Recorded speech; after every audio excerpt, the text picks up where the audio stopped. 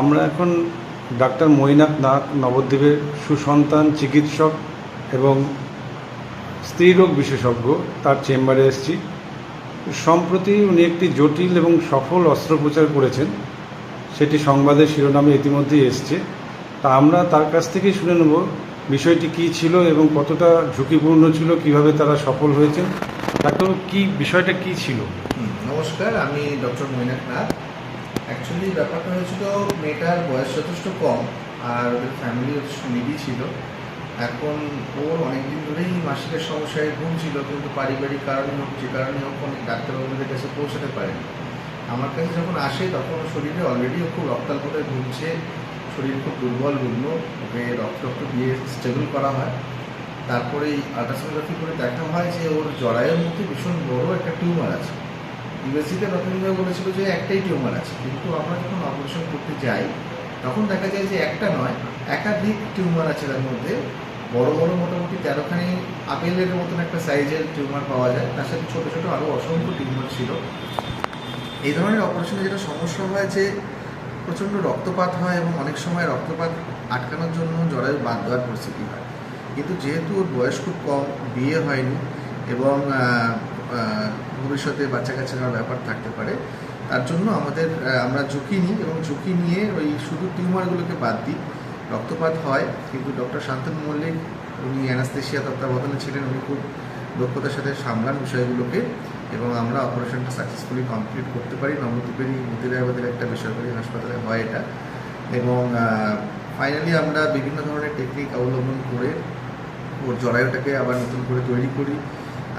Baseball সুচারিং করা হয় যাতে ও ভবিষ্যতে বাচ্চা কাচ্চা নিতে পারে।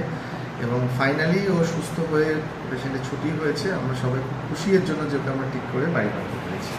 এই টিউমারটা কতটা ওজন ছিল? টিউমার সবগুলো মিলিয়ে প্রায় 2.5 কেজির কাছাকাছি। এগুলোকে ফাইব্রয়েড বলা হয় বা লিওমায়োমা বলা হয় আমাদের পরিভাষায়।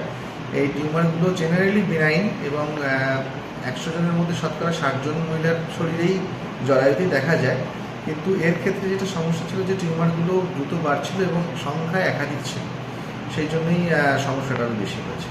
মানে এইসব ক্ষেত্রে দেখা যায় এরকম জটিল অস্ত্রোপচার হলেই ডাক্তারবাবুরা সাধারণত এড়িয়ে যান বা কলকাতায় রেফার করে দেন বড় বড় নার্সিংহোমে, যেটা অনেক সময় সম্ভব হয় না এই নবদ্বীপের নিম্ন মধ্যবিত্ত পরিবারের পক্ষে। আপনি এই ঝুঁকিটা নিলেন কেন? অ্যাকচুয়ালি প্রথমে আমিও ঝুঁকি নিতে চাইনি। আমিও বলেছিলাম যে কল্যাণী জেএনএম মেডিকেল কলেজে গিয়ে ওকে অপারেশনটা করাতে, যেখানে আমিও যুক্ত আছি। কিন্তু ওর বাবার কিছু শারীরিক সমস্যার জন্য ওরা যেতে রাজি হয়নি। ওরা বলেছিল যে এখানে নবদ্বীপে অপারেশনটা করাতে। তারপরে সমস্ত ওয়ার্কআপগুলো করি এবং টেস্টপত্রগুলো করে দেখা যায় যে ও মোটামুটি শারীরিকভাবে ফিট হয়ে আছে। তখন আমরা এখানে অপারেশন করার সিদ্ধান্তটা নিই। এবং এই প্রসঙ্গে বলা ভালো যে নবদ্বীপের ব্লাড ব্যাঙ্কও আমাদের খুব সহায়তা করেছেন। ওকে প্রায় সব মিলিয়ে অপারেশনের আগে এবং পরে মিলিয়ে প্রায় 5 বোতল রক্ত লেগেছে এবং ব্লাড ব্যাঙ্ক খুব দ্রুততার সাথে আমাদের সহায়তা করেছেন।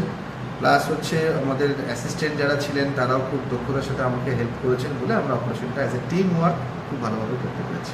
আপনি এই নবদ্বীপের বিশেষত মহিলাদের যারা এরকম সমস্যায় ভুগছেন বা এরকম অভিজ্ঞতা হচ্ছে তাদের আপনি কি উপদেশ দেবেন? আমি একটা জিনিসই বলতে চাই যে আপনারা নিজেদের স্বাস্থ্য সম্পর্কে সচেতন থাকুন। মাসিকের কোনো সমস্যা বা পেটে কোনো ব্যথা বা কিছু হলে নিয়মিত ডাক্তারের পরামর্শ নিন। এবং বিশেষ করে মেয়েদের ক্ষেত্রে বছরে একবার আল্ট্রাসোনোগ্রাফি করে একটা চেক আপ করে রাখা ভালো, কারণ এই ধরনের টিউমার বা সিস্ট এগুলো যখন তখন ডেভেলপ করতে পারে এবং অনেক সময় আমাদের অগোচরে সেগুলো সিরিয়াস আকার ধারণ করে এবং আমরা আমাদের গাফিলতির জন্য প্রথম থেকে পাত্তা দিই না, এটা সেটা ওষুধ দোকান থেকে কিনে খেয়ে নিই বা পরামর্শ নিই না বলে এগুলো পরবর্তীকালে বড় আকার ধারণ করে। শুরুতেই যদি এগুলো নজর রাখা যায় তাহলে এগুলো কখনোই এত মানে অত্যাধিক বাড়াবাড়িতে পৌঁছায় না। গাইনোকোলজিক্যাল সমস্যাগুলোর ক্ষেত্রে বেশিরভাগ ক্ষেত্রেই ওষুধের দ্বারা ট্রিটমেন্ট করা পসিবল। অপারেশন তখনই লাগে যখন জিনিসগুলো খুব এক্সট্রিম কেসে চলে যায়। এই জন্য আর্লি স্টেজে যদি ধরা পড়ে তাহলে ওষুধ দিয়ে খুব ভালো ট্রিটমেন্ট করা পসিবল। প্রাথমিক লক্ষণগুলো কি হতে পারে? ফাইব্রয়েড টিউমারে প্রাথমিক লক্ষণ যেটা হয় সেটা হচ্ছে যে পিরিয়ড ঠিক মতো হয় না, নিয়মিত হয় না, অত্যাধিক রক্তক্ষরণ হয় বা হচ্ছে অ্যানিমিয়া হয়ে যাচ্ছে, রক্তাল্পতা হয়ে যাচ্ছে, তলপেট ভারী লাগছে, বারবার পায়খানা পাচ্ছে বা বারবার পেচ্ছাপ পাচ্ছে, এই ধরনের সমস্যাগুলো আসতে থাকে। এগুলো ফাইব্রয়েডের ক্ষেত্রে প্রাথমিকভাবে হয়। আপনার নাম? আমার নাম ডক্টর মৈনাক নাথ, আমি কনসালটেন্ট গাইনোকোলজিস্ট।